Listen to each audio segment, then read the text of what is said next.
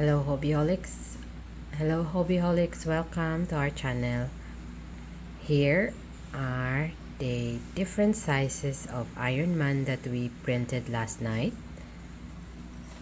And these are the sample of how it comes out of the printer.